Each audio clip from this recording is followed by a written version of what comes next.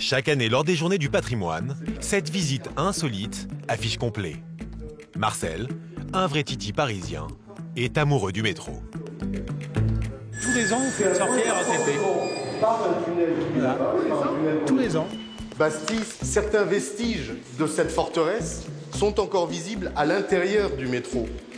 Là, vous le voyez ici, que c'est pas du décor de la RATP qui est au bout là-bas. Les vestiges de la prison de la Bastille importent peu à Marcel. Moi, ce que j'espère, c'est qu'on va prendre une vieille rame à un moment donné. Voilà. Ça vous plaît particulièrement? Ah bah, ça me rappellera ma jeunesse, oui. Vous allez voir 3 petits points. Venez avec moi. Derrière cette porte, ce sont tous les souvenirs d'enfance de Marcel qui vont ressurgir. Sur une voie abandonnée de la station Invalide, sont stockées les plus anciennes rames du métro parisien. Mises en service en 1908, certaines de ces rames ont circulé jusqu'au début des années 80.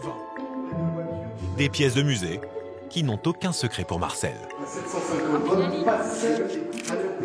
Donc vous comprenez qu'on est complètement Chef de train. en dehors des règles de sécurité. C'est lui qui fermait les portes avec ça. ça. A fonctionné comme ça. Non, ça c'est pour fermer les portes. Ah, c'est la porte. Mais dans le temps, quand il y avait ce genre de métro, quand on arrivait en station, le métro n'était pas arrêté, on ouvrait la porte, on sautait en marche. Marcel joue même les guides auprès des plus jeunes. Comment avant, entre première et deuxième classe, il fallait payer un billet Oui, un billet différent, et puis là on a des banquettes en bois, et en première on a des banquettes rembourrées. D'accord. En deuxième on est serré, en première on est à l'aise. Voilà. C'est pas le même tarif aussi. C'était pas le même tarif, mais les tarifs me rappellent. Ça me rappelle des souvenirs. C'était ça le métro dans le temps.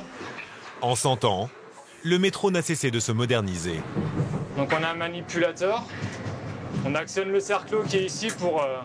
c'est une sécurité pour dire au train qu'on est là, qu'on est bien en vie. Donc ça actionne une sécurité si jamais on fait un malaise. C'est assez simple ou pas globalement? Ah, c'est assez simple, quand on a l'habitude c'est toujours simple, ouais. Mais toute la difficulté pour Licigno, ce n'est pas tant de faire avancer son train, mais surtout d'éviter qu'un accident ne se produise avec les nombreux usagers qui attendent sur le quai. À chaque arrêt, il a les yeux rivés sur ses écrans de contrôle. Il faut faire attention aux voyageurs qui sont souvent un peu près du bord, ou un enfant qui peut courir, qui lâche la main de sa mère ou de son père. Il y a la sécurité qui est en jeu, donc on a toujours peur qu'il y en ait un qui tombe ou qui se fasse même pousser par un autre voyageur, même si c'est pas volontaire. Hein. Et parfois, les Parisiens un peu trop pressés lui compliquent la tâche. Ouais, donc là les gens ils arrivent, ils courent au dernier moment. Le voyageur qui force la chaise coincée. Au milieu de la rame, pour rentrer dans le train, un voyageur en retard tente de bloquer la fermeture des portes avec son sac.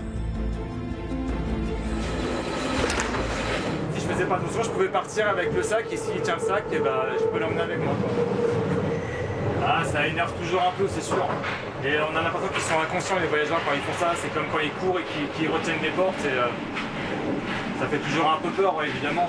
Mais bon, ça fait partie du métier, il faut être vigilant. Entre les imprudents et les suicides, en moyenne chaque année, une vingtaine de personnes trouvent la mort en tombant sur les rails du métro. En 10 ans de métier, Licigno n'a jamais connu d'accident grave.